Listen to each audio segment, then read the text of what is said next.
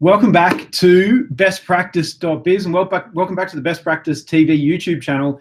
In this video, I'm talking to you about culture and leadership, and more importantly, what am I reading? From time to time, let me get that right, the right way around. From time to time, I do pick up books, and when I say time to time, pretty much every day I'm buying new books. So if you've got a book recommendation for me that you want me to review, you want me to read, you think it's going to help us here at Best Practice, comment below.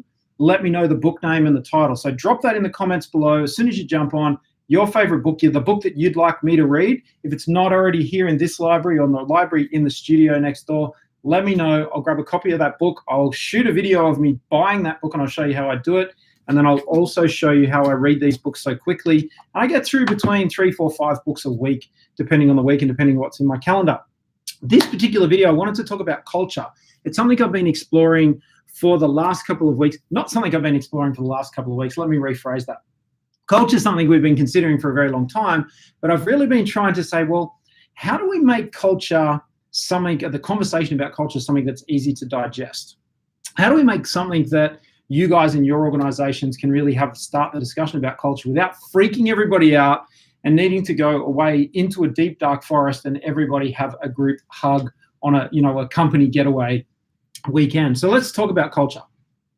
Let's first and foremost talk about culture. So what I'm going to do is do a quick Google search on culture, definition, and I'm going to jump in and have a quick look at Google. Okay, culture, noun, the arts and other manifestations of human intellectual achievement regarded collectively. 2, the ideas, customs, and social behavior of a particular people or society. So what we've done in the corporate world is we've grabbed that definition. I'm just looking at the Google Dictionary definition there of culture. I think number 2 is probably the better one. The ideas, customs, and social behavior of a particular people or society. So if you think about your organization, you think about your organization's culture. What are the ideas? What are the customs? What are the social behaviors? And what are of the particular group of people in your organization? So here's another word that I just want to add in that as we're having discussion in the corporate world about culture, let's talk about rituals. I'm going to do a quick Google search on the definition of ritual. Definition, ritual. Okay, here it comes. Definition of ritual, and it's an adjective relating to or done as a religious or solemn rite, a religious or solemn ceremony consisting of a series of actions performed according to a prescribed order. So what I think I've been touching on recently when we have corporate discussions about culture is this concept about what are the rituals, what are the routines, what are the what are the customs, if you like, what are the traditions of your team, your organization? And, lots of the work we do here at bestpractice.biz is talking about business plans and business planning and business strategy, and the work of Next Practice doing business coaching and the certification Best Practice certification and recruitment in Best Practice talent, all those things. What we've got here in our team, the team that's outside my office, is all these great rituals and customs. So I think that to open the conversation about culture in your organization, to open the conversation about what we can do to be more effective, more efficient, lift the productivity of the organization, grow the organization, manage some of the imperfections, if you like, is start to look at the traditions, the ceremonies, the rituals that you have in your organization, and really start to campaign those and start to build that closeness of activity. So what does that look like? Something like a quarterly business review.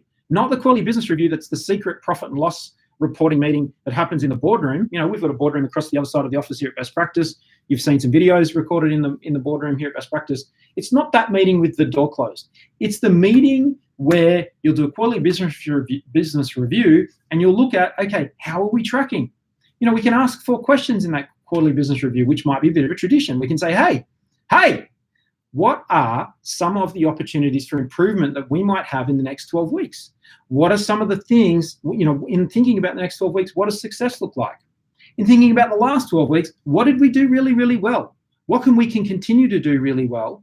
Maybe what are some of the things that went wrong? What are some of the things that might go wrong in the future? And that is a really great tradition. I think implementing that quarterly business cycle and business reporting and business review, and then thinking about the next 12 weeks and thinking about what success looks like, I think that's a great thing. Some of the other rituals, we've just had our conference here at Best Practice, and you're going to see some videos of some of that footage start to come out in the YouTube channel, on my LinkedIn feed, on the LinkedIn feed of some of the other people here at Best Practice.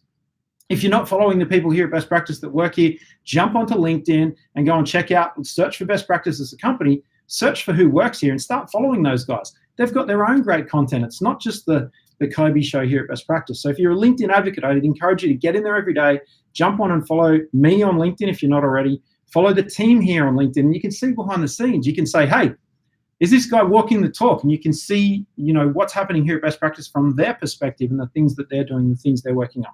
Okay, 2 great books. This is what I'm reading. So Edgar Schein, Humble Inquiry, The Gentle Art of Asking Instead of Telling. I'm going to get into that. I'm really looking forward to it. And then obviously another one by Edgar Schein, which is Organizational Culture and Leadership. And these are 2 topics that are really close to my heart.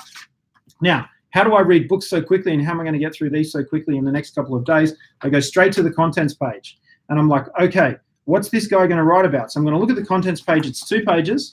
So we've got the concept of organizational culture, why bother, levels of culture, culture in organizations with some case studies, how culture emerges in new groups, and then the definitions of culture. So external adaptation issues, managing internal integration, deeper cultural assumptions about reality and truth, assumptions about the nature of time and space, human nature, activity and relationships, cultural typologies, deciphering culture, and then a bit about leadership, how leaders begin cultural creation, embed and transmit culture, changing the role of leadership in organizational midlife, and then leaders need to know about how to manage cultural changes, the concept model for managing cultural change. I'm going to jump straight to the concept model for managing cultural change. I've read a fair bit about culture, so I'm going to go straight to page 319 of what is a 430-page book, and I'm going to look at that model, and then I'm going to say, okay, well, if there's any blind spots I've got on that model from anything that I maybe haven't studied yet or I'm not aware of, I'll go back and look for those to build on it in the book.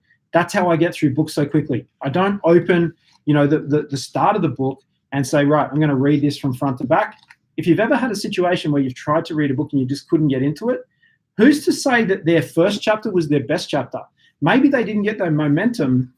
Maybe the author didn't get their momentum until they got to the middle of the book. So, I think it's a risk for you to go try to get straight into a book at the beginning. And also, I use these business books that I'm reading like a text. So I'll have this, it's in my library. There's a reason why I bought it. I'm going to write notes in it. I've got a black marking pen here. I'm going to write notes in this. I've also got right here in my drawer, I keep a pack of highlighters, and I use these highlighters and this pen, and I'll be writing in this book. I'll also be putting in bookmarks. So just as an example, before I get too far away, is Sell or Be Sold, which some of you have noticed. We've been talking about this. This has got notes and scribble. Let me show you a page. Notes and scribble, there's some right there, all the way through it, where I'm writing notes and I'm making comments. I've got 1, 2, 3 bookmarks here right now. Here they are here. So that's how I'm basically using these books as a text all of the time. I'm not just like picking them up and going through them. I buy them. They all cost me anywhere from $15. There's something like this might be $15 through to $30 for something like this, delivered to the office. I find that my learning style is all about consuming this material, then teaching my team this material, making notes, and then maybe teaching you guys. And that's how I effectively learn really, really quickly. So what we found, and if you've been watching any of these videos, the work we did a couple of weeks back on the learning pyramid, if you haven't talked about, or you haven't seen the video on the learning pyramid, go back into the videos list of this Best Practice TV YouTube channel and go look for the piece on the learning pyramid. If you haven't joined already, have a look on Facebook. Search Facebook for Best Practice Mastermind. I want you guys to join that group. It's free. Come into the Best Practice Mastermind, where we're talking lots about this and we're helping people be better managers. Okay, I'm going to then go on and do a little bit here about a humble inquiry. I'm really interested to read this. Same again. I'll look at the contents page. Let me have a quick look because I haven't looked at it yet. So the Humble Leadership series is Humble Leadership, Humble Consulting, Humble Inquiry, and Helping. let's jump straight into the contents page. For this little booklet, it's only one page. It's got 1, 2, 3, 4, 5, 6, 7 chapters. Humble inquiry in practice, differentiating humble inquiry from other kinds of inquiry, the culture of do and tell, status, rank, and role boundaries as inhibitors, forces inside us as inhibitors, and then developing the attitude of humble inquiry. And that just runs out between page 20 and page 99. So really, we've only got about 80 pages that we need to get through. I'm going to jump straight through to the culture of do and tell. So I want to understand how I can more effectively lead people by example and lead people with great questioning instead of issuing verbal instructions to my team. I know that's my weakness. I'll be like, hey, can you just quickly do X, Y, Z? And then I'll need to go out and follow up. And because I issued that instruction verbally, it may not necessarily get remembered. So I want you guys to think about that. Okay, this has been a 10-minute live post. I don't want to take too much of your time. I appreciate you jumping online and having a watch. I know we've got a few people watching there right now. So there's my 2 book recommendations for this week. This has been Best Practice TV. My name's Kobe Simmett. If you haven't found me already, search for @Kobe Simmett on LinkedIn. I'll drop some comments. I'll let the video upload itself to YouTube, and then I'll drop some comments. I'll drop my LinkedIn handle, and I'll give you some references to some websites. Keep an eye on this channel. I'm going to try and do for the next couple of weeks at least a live video every couple of days. Keep an eye on the YouTube channel. There's lots of great content coming up. And I want to see you guys. If you're somebody who wants to be a better manager, if you're somebody who knows in your career you're going to be a manager, you can see that in your development, I want you to jump into the Best Practice Mastermind on Facebook. That's our group. I want you to have a look at what's in there and some of the content. It's all free. I'm helping everybody, but it gives me an opportunity to interact with everybody. So I'm going to finish this live post. I'm going to jump into the Best Practice Mastermind group. I'm going to answer some people's questions there. There was a couple of questions last night. I'm going to jump straight across there and do a live post in the Best Practice Mastermind. So you can jump across. You can look at the timestamp on this video. You can jump across into the Best Practice Mastermind on Facebook. There's 3 questions that you need to answer. Please answer them honestly. Answer the 3 questions. You'll get access to the Best Practice Mastermind group, and I can continue on helping you on your journey to be a better manager, a better leader, and somebody who is inspired to continue to grow in your career. I'll see you all soon, right here, next time, Best Practice TV. Bye for now.